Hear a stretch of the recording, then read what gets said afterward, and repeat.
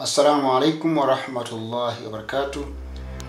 Leo ninakuleteeni historia ya kuporwa kwa ardhi ya Palestina na kuasisiwa kwa taifa la Israeli.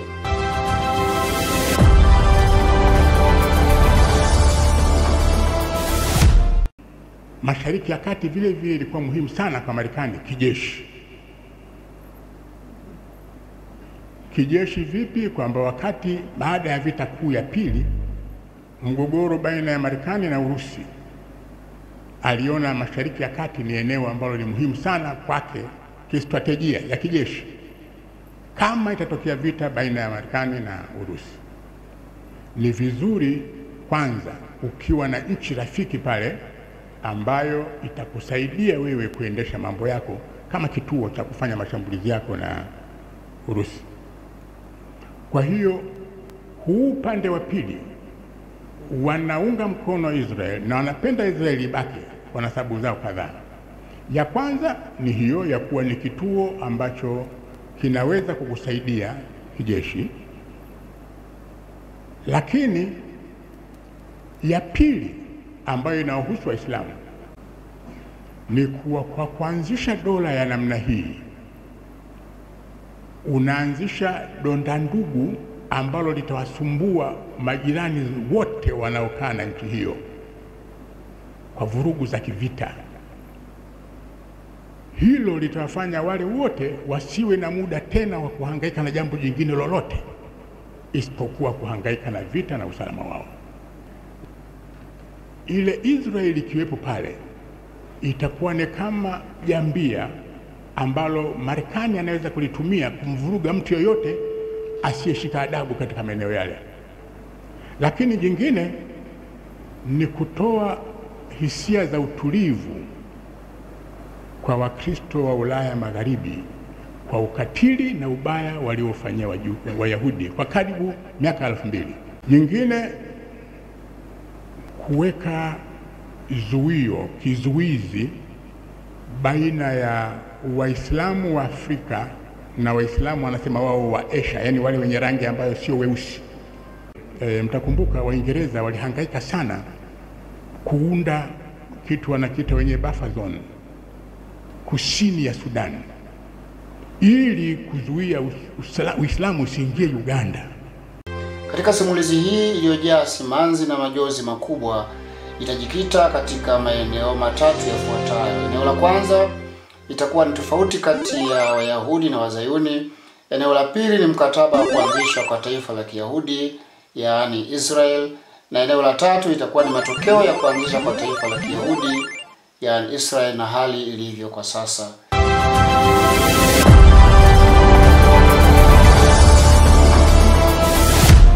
Tukianza na sehemu ya kwanza, tofauti za Wayahudi na Wazayuni. Wayahudi ni watu gani? Wayahudi ni jamii inayotambulika kidini, kitamaduni na kihistoria kutokana na watu wa kale wa Israeli. Tunakumbuka kwamba neno Israeli limetokana na neno la Israeli. Ni jina ambalo lilikuwa likitumika kumuita Nabii Yaqub alayhi salam, ikikusudia mtembea usiku wakati akitafuta riziki kwa ajili ya familia yake. Badala ya kuendelea kutamka neno Israeli, likabadilishwa na kutamkwa Israel, na hatimaye neno hili likatumika kama ardhi maalum ambayo imefanywa kuwa ni sehemu ya taifa. Kuna Wayahudi wa kidini ya Judaism au Judaisti wanaofuata dini mbalimbali za Kiyahudi kwa maana ya Orthodoxy, Conservative na Reform. Lakini pia kuna Wayahudi wasioamini kuwepo kwa Mwenyezi Mungu, yaani secular Jews, wanaojitambulisha kama Wayahudi kwa sababu ya urithi wao wa kitamaduni au familia. Wayahudi wanapatikana ulimwenguni kote, huku idadi kubwa wakiishi Israel, Marekani na sehemu mbalimbali za Ulaya. Ama kwa upande wa Wazayuni, kwa maana ya Zionisti, Wazayuni ni watu wanaoendesha harakati za kisiasa na kijamii inayolenga kuanzisha na sasa kuendeleza na kulinda taifa la Israel katika ardhi ya Palestina. Harakati hizi za Kizayuni zilianzishwa rasmi mwishoni mwa karne ya 19 na bwana mmoja aliyeitwa Theodor Herzl, mwandishi wa Kiyahudi ambaye aliona kuwa Wayahudi wanahitaji taifa lao wenyewe kutokana na mateso waliopata Ulaya kama chuki dhidi ya Wayahudi, yani antisemitism. Mateso makubwa zaidi ni yale ambayo wote tunayajua, mateso ya mauaji ya Holocaust katika vita kuu ya pili ya dunia. Inasemekana zaidi ya Wayahudi milioni 6 waliuawa. Wazayuni ni watu gani? Tambua kuwa Wazayuni sio lazima wawe Wayahudi. Maana yake ni kuwa kila anayeunga mkono kuwepo kwa taifa la Israel na harakati zote za Kizayuni naye pia ni Mzayuni. Hiyo ni sehemu ya kwanza. Sehemu ya pili, tutazame mkataba wa kuanzisha kwa taifa la Kiyahudi, yani Balfour Declaration. Awali ya yote tuanze na kutazama watu mbalimbali mashuhuri walioasisi mkataba huu, waliunga mkono na kusaidia kwa namna moja ama nyingine kutekeleza au kuendea mkataba huu. Mtu wa kwanza anaitwa Chaim Weizmann, aliyeishi kuanzia mwaka 1874 hadi 1952. Huyu alikuwa ni kiongozi wa harakati za Kizayuni, mwanakemia na mhamasishaji wa makazi ya Wayahudi huko Palestina. Alifanya juhudi kubwa za kidiplomasia za kushawishi viongozi wa Uingereza kuunga mkono harakati za Wayahudi. Alikuwa pia mmoja wa waanzilishi wa taifa la Israel na baadaye akawa rais wa kwanza wa taifa la Israel mwaka 1949. Mtu wa pili anaitwa David Lloyd George. Aliishi kuanzia mwaka 1863 hadi 1945. Huyu aliwahi kuwa waziri mkuu wa Uingereza kuanzia mwaka 1916 hadi 1922 wakati wa vita kuu ya kwanza ya dunia. Kama waziri mkuu, Lloyd George aliridhia na kuunga mkono tamko la Balfour kwa sababu za kisiasa, kiuchumi na za kimkakati.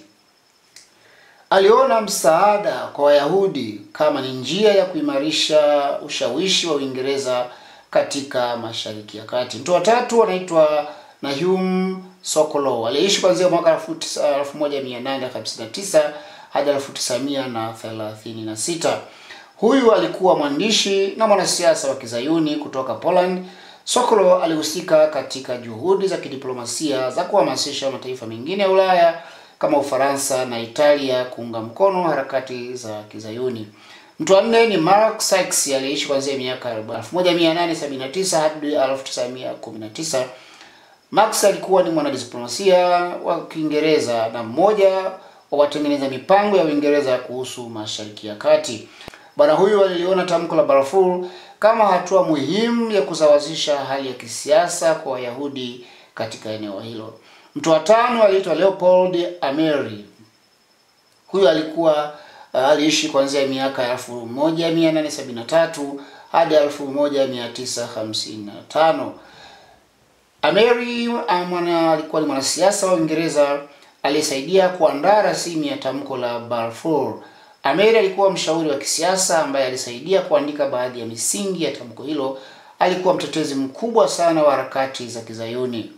Mtu wa sita alikuwa ni Lionel Walter Rothschild. Aliishi kuanzia miaka 1868 hadi 1937. Huyu alikuwa mfanyabiashara tajiri, lakini pia alikuwa mwanasiasa na mwanazuoni wa wanyama, yani zoologist. Pia alikuwa mwanachama wa familia tajiri ya Rothschild. Bwana huyu alikuwa kiongozi wa jamii ya Wayahudi nchini Uingereza na mpokeaji wa barua na tamko la Balfour. Jamaa huyu ni mtu muhimu sana, kwani alitumika kama kiunganishi muhimu kati ya harakati za Wazayuni, yani Zionisti, na serikali ya Uingereza. Na familia ya Rothschild pia ilifadhili harakati nyingi za kisiasa na kijamii za Wayahudi. Mtu wa saba, si kwa sababu ya umuhimu wake na mtaja namba 7, hapana, kwa sababu ya mtiriko tu, ni Arthur James Balfour, ambaye jina lake la Balfour, jina lake la tatu, limetumika kuita mkataba wa Balfour Declaration. Aliishi kuanzia mwaka 1848 hadi 1930. Balfour aliwahi kuwa waziri mkuu wa Uingereza kati ya mwaka 1902 hadi 1905, kabla ya kuwa waziri wa mambo ya nje kuanzia 1916 hadi 1916. Balfour alikuwa mwanasiasa wa kihafidhina wa Uingereza ambaye aliamini kuwa Wayahudi wanapaswa kupata makazi ya kitaifa nchini Palestina. Huyu ndiye aliyetoa mchango wa kuandika barua maarufu iliyokuwa na tamko la Balfour Declaration. Tamko la Balfour, yani Balfour Declaration, sio mkataba rasmi wa kimataifa wenye vigezo vya kimataifa, bali ni tamko la kisiasa lililotolewa na serikali ya Uingereza mnamo Novemba 2, 1917. Tamko hili lilikuwa katika barua fupi iliyoandikwa na Arthur James Balfour, aliyekuwa waziri wa mambo ya nje wa Uingereza, kwenda kwa Lord Lionel Walter Rothschild ambaye wakati huo alikuwa kiongozi wa jamii ya Wayahudi nchini Uingereza. Tamko la Balfour Declaration linakuja kama ifuatavyo. Ile azimio la Balfour la Uingereza, ile waziri mkuu, mwaka 1918 kutaka kuunda ile nchi ya taifa la Israeli liwe Palestina. Moja ni katika ile kwamba tutawawekea Waislamu yani tatizo. His Majesty's government view with favor the establishment in Palestine of a national home for the Jewish people, and will use their best endeavors to facilitate the achievement of this objective, it being clearly understood that nothing shall be done which may prejudice the civil and the rights and the religious rights of existing non-Jewish communities in Palestine, or the rights and the political status enjoyed by Jews in any other country. Tafsiri yake sio kwa rasmi inakujia kama ifuatavyo.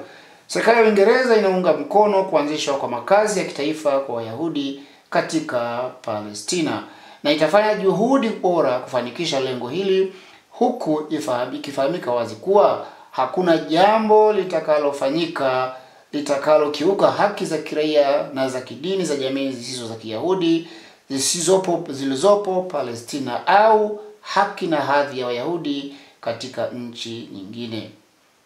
Mnamo Novemba 29, 1947, Umoja wa Mataifa ulipitisha rasmi azimio namba 181 lililopendekeza kugawa Palestina kuwa mataifa mawili, kwa maana taifa la Kiyahudi na taifa la Waarabu wa Palestina. Hapa sasa mkataba au tamko la Balfour Declaration likaanza kufanya kazi na kutambuliwa rasmi na shirika la Umoja wa Mataifa. Ilipofika tarehe 14 mwezi wa 5 mwaka 1948, David Ben Gurion aliyekuwa kiongozi wa chama cha Kiyahudi Jewish Agency alitangaza azimio la uhuru wa Israel, Declaration of the Establishment of the State of Israel. Baada ya tangazo hilo, mataifa mengi ikiwemo Marekani na Umoja wa Kisoviet yalilitambua Israel ndani ya saa chache. Hatimaye tarehe 11 mwezi huu wa 5, 1949, Baraza Kuu la Umoja wa Mataifa lilipiga kura ya kuingiza Israel kama mwanachama kwa kamili wa 59 wa Umoja wa Mataifa. Sehemu ya 3 tutazame matokeo ya kuundwa kwa taifa la Israel baada ya kuporwa kwa sehemu ya ardhi ya Palestina na hali ya sasa inaendeleaje. Jambo la kwanza ni kuporwa kwa kipande cha nchi ya Palestina na kuundwa kwa taifa la Israel mwaka 1947. Jambo la pili ni mgogoro wa Waarabu na Wayahudi, ambao mataifa yanayozunguka eneo hili ambalo leo limetambulika kama la Israel limekuwa na mgogoro na Waarabu au na nchi za Waarabu zilizoko pembeni mwake ikiwemo Palestina wenyewe. Jambo la tatu ni ukandamizaji wa Palestina, kwa kikandamizwa, wakiuawa, wakiharibiwa miundombinu yao. Inafika mahala hadi pale ambapo chakula kinatakiwa kutolewa na wahisani wamezuiliwa kupata chakula. Lakini 4 ni kudhoofishwa kwa serikali ya Palestina, kwa maana leo si Fatah wala si Gaza, si upande wa magharibi, ukingo wa magharibi ulio na nguvu ya kuonekana kama nchi yenye mamlaka na kumiliki na kuwa na umiliki halali wenye nguvu na maendeleo yake binafsi. Kwa muktadha huu unaiona Gaza ilivyokuwa awali, Gaza ilivyokuwa imeshamiri, Gaza ilivyokuwa imejengeka, Gaza ilivyokuwa ni makazi yenye kutia hamasa, makazi yaliyojengwa kwa ubunifu, makazi ya kibinadamu ambapo kila mwanadamu angependa aweze kuishi hapa. Lakini baada ya ufedhuli wa Wayahudi, baada ya ushetani wa Wayahudi, baada ya ushenzi wa Wayahudi, hiki ndicho kinachoendelea. Palestina sasa wamekuwa hawana makazi. Kwa upande wa Gaza wamekuwa kama hawana haki ya kuishi, wamekuwa ni watu ambao hukumu yao ni kutakiwa kuondoa katika ulimwengu huu. Katika vitu ambavyo wengi tunashindwa kuelewa, lakini ni kwa sababu ya kumilikiwa na nguvu ya vyombo vya habari, ni pale unapoambiwa ati Gaza wanatakiwa waendelee kuuawa mpaka pale watakapoachia huru mateka. Unajiuliza inakuwaje hawa ambao wanaitwa Hamas wakashikilia mateka ambao hawana idadi sawa na Wapalestina wanaouawa? Inakuwaje Hamas waendelee kung'ang'ania watu ambao siku hadi siku, kama sio kuwakabidhi hao, lakini watakufa? Lakini je, inatosha kuwa ndio kuuawa kwa watoto wao, wake zao, wagonjwa wao, kuangamiza majengo yao na miundombinu kadha ya maisha ni kafara kwa ajili ya kuwashikilia hao mateka? Kwa hiyo ukifanya ulinganishi kati ya hao mateka walioshikiliwa na maangamizi wanaowapata hawa wa Palestina wa Gaza, ni jambo linafikirisha, ni jambo ambalo haliingia akilini. Badala yake mimi ninachokiona kwa maoni yangu ni propaganda zile ambazo tunaambiwa wameshikilia mateka, kesho tutaambiwa mateka wameachiwa, kesho tutaambiwa hivi na vile. Lakini watu tunasema kuna vita vya Wayahudi na wa Hamas. Vita vinakuwaje? Sisi tumeshuhudia kuna vita vya Ukraine, vita vya na hasimu wao Urusi. Huyu anapiga, huyu anapiga, huyu anapiga, huyu anapiga. Lakini hatimaye watu wanakaa mezani, lakini ikitoshindikana anapiga. Ni lini umesikia baada ya mashambulizi ya Oktoba mwaka jana, lini umesikia Hamas wanapiga, Israel wanapiga, Hamas wanapiga, Israel wanapiga? Lakini jambo la kutafakarisha pia ni kwamba hawa Hamas ambao wamepigwa tangu Oktoba mwaka jana mpaka leo, ni Hamas wangapi wameonekana wanapigwa ili tuonekane ni vita? Inatafakarisha. Binafsi hii sio vita, hii ni maangamizi, huu ni ukatili, huu ni ufedhuli. Hii ni zaidi ya genocide, hii ni zaidi ya the Holocaust. Kwa wale watu ambao wana ubinadamu ukawaida, kwa sababu wanaouawa sio Waislamu peke yao. Jambo hili ni kubwa, jambo hili kwa kweli ni zaidi ya ushetani. Viumbe hawa wa Palestina hahitaji kutazamwa kama Waarabu, bali kama binadamu wa kawaida. Kwa bahati mbaya sana, wenye dhamana na hili ambalo ni nchi za Umoja wa Mataifa, Umoja wa Arabu, umekuwa hauna uwezo wa kuambia Israeli acha kufanya hivyo mpaka pale watakapoamua wao. Inna lillahi wa inna. Hebu tumsikilize Profesa Njozi akitueleza, je, mauaji haya ni mkakati maalum wa mauaji uliopangwa muda mrefu au imetokea kama vita ya kawaida? Tangu siku ya kwanza, kabla hata hawajaunda hilo taifa, mpango wa kuteketeza waliopo ulikushatangwa. Mwandishi anaitwa Ilan Pappé anaandika nini kitabu chake The Ethnic Cleansing of Palestine, kwamba tukishika nchi, kwamba Palestina kwa mujibu wa Ben Gurion itakuwa hatari kama watakuwa 40% alafu Wayahudi 60%. Ili taifa liende vizuri wanatakiwa angalau wawe 20%. Wanapendekeza mambo mawili na yote yanafanyika. La kwanza ni kuwapunguza Wapalestina wenyewe. Kwa kufanyaje? Kuwaua. Assalamu alaikum wa rahmatullahi wa barakatuh.